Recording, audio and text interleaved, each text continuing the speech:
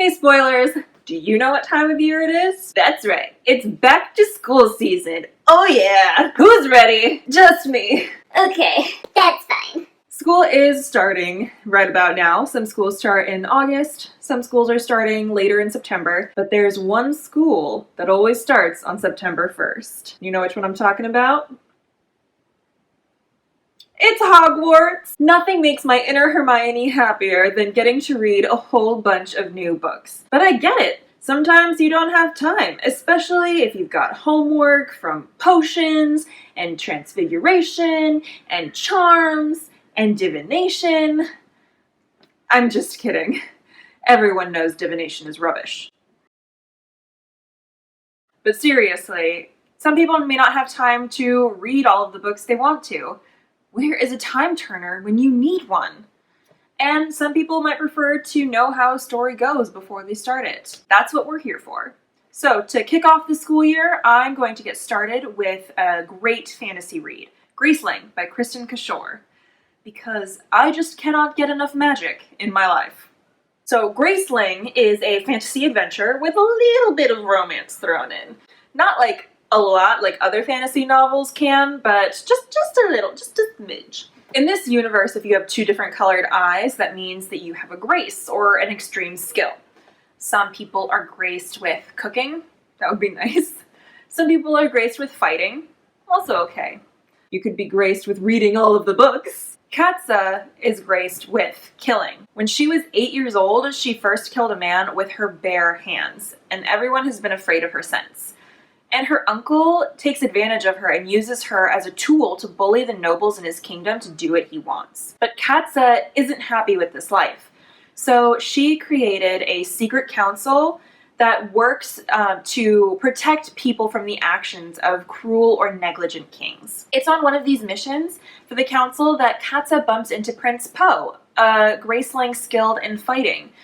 Together they set off on a journey that will not only reveal the truth of Katza's grace, but will also uncover some treachery deep in the heart of the Seven Kingdoms that could tear everything apart. And with that, it's on to the spoilers.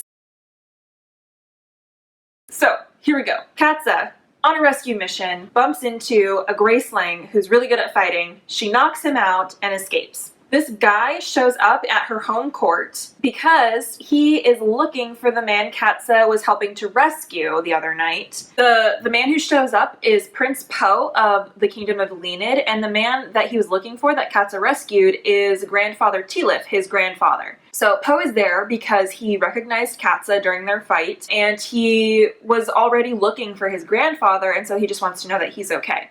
But also he wants to uncover the mystery of why he was taken. And the Leonid really value fighting. Katza's skill for fighting is renowned throughout the kingdoms. Not only like everyone knows that she can kill pretty much anyone, but she's also a very strong fighter. And so Po wants to test himself and challenge himself by fighting her. So they become friends, and Katza whoops his butt every time because she's awesome.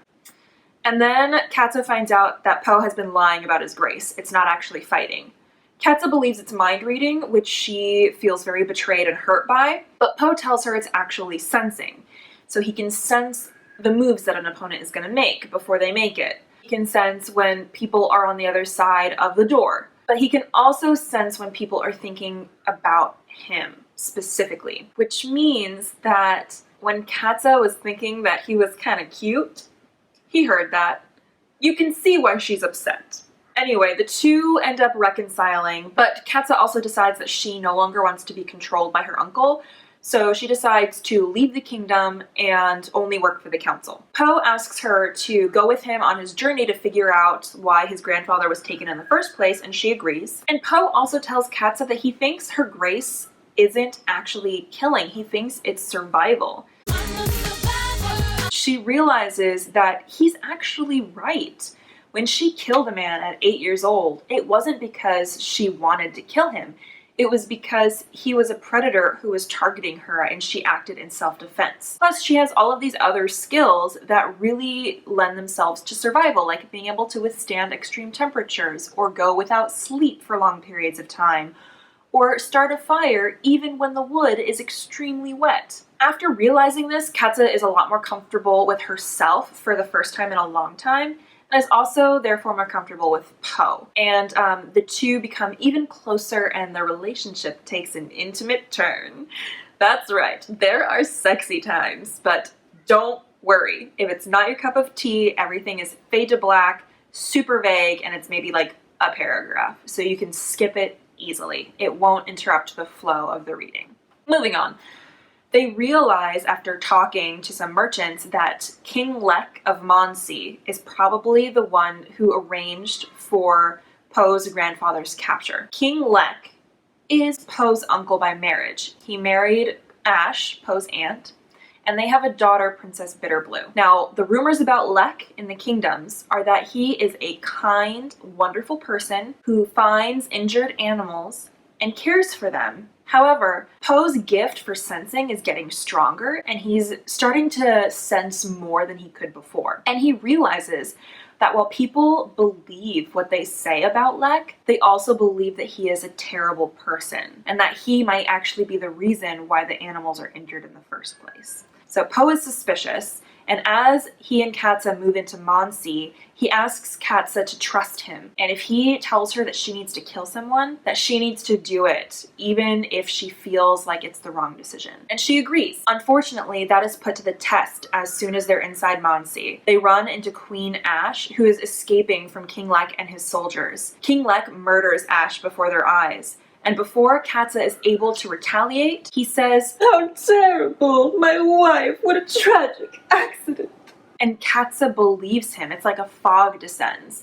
Poe sees this and tries to tell her to kill him, but she won't do it. So instead, they run. And he also realizes that Lek is definitely graced. Now, Lek is missing an eye, so nobody's been able to verify this before because he wears an eye patch and only has one eye. But Poe realizes that not only is he graced, but his power is mind control. And it doesn't work on Poe because of his gift for sensing. Poe knows that Lek is going to be after them because they didn't listen to what he was saying. So Poe manages to talk Katza down, and he tells her that Ash was thinking about her daughter, Princess Bitterblue, hiding in the forest and hoping that Poe could find her and save her. So he and Katza go and do that. The three of them decide that Poe needs to be the one to kill Lek because of his immunity. He only has one shot, and if he's not back by sundown, they need to leave. Long story short, or actually short story shorter, he makes it just in time but is gravely injured and falls from his horse into a lake face first. So not only is he injured from several arrows, but he also has a concussion. Katza is forced to put him on their other horse with Bitterblue in order to make sure that they can all escape, but every step just harms Poe even more. They're forced to leave Poe behind. They do find a hut where he can stay, but they're forced to leave him behind, and Katza and Bitterblue make for Grella's Pass, the only way out of Monsey, because it's the only pass no one has ever been able to cross before. However, with Katza's gift, they make it. As they come down the mountain, they decide to go to the kingdom of Lenid to get help from Poe's father and brothers. However, when they finally get to Poe's castle, they find that Lek has beaten them there and has gathered all of Poe's family around him like puppets. Now, King Lek has his, supervillain monologue, blah, blah, blah. I'm the bad guy. I know so much and you don't, blah, blah. Katza is immediately under his spell, despite Bitterblue crying and pleading with her to remember the truth. She just can't. But then Lek starts to talk about how the girls escaped him and where Poe was, and insinuating that he's dead, and also that he has learned the truth of Poe's grace. Now, Katza, still in the fog, doesn't really know what's happening, but she knows that Poe has a secret, and that if that secret got out, it would hurt him. Without further thought, she takes a knife and throws it at Lek and kills him. Now, Lek's magic isn't broken right away. It takes a little while for Katza and Bitterblue to talk everyone down and clear the fog from their minds, but when they do, it's decided that Bitterblue's uncle, the king of Lenid, Katza, Bitterblue, and a few of the brothers will go to Monsey to install Bitterblue as the rightful queen and undo some of the damage Lek has done. And of course, also to find Poe. He's important. So when they finally get into the mountains to look for Poe again, they find him at the same hut where Katza and Bitterblue first left him. He seems to be okay, he's alive, but something is wrong, and Katza learns that the concussion he had never really healed, and Poe is now blind. Also, his gift for sensing had grown even stronger, and he's having trouble controlling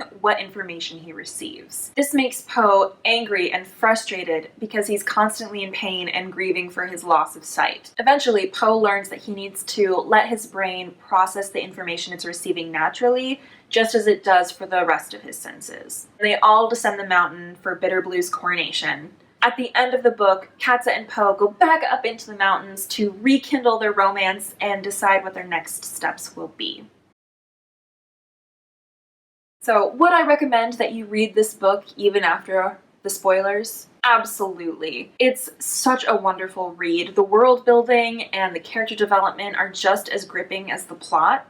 And it's worth it to hear Katza's inner monologue and to meet some characters that I didn't mention. I definitely would recommend adding a little more magic into your life by reading Graceling. And if when you're done, you're still not ready to leave the world of the Gracelings, don't worry, there's a companion novel. Actually, there's two. But coming up soon, we'll have fire spoilers. But anyway, thank you so much for watching. Feel free to leave a comment to let us know if there are any books you'd like us to spoil next. And feel free to do the things so that you can be notified when we post our next spoiler. Until we read again!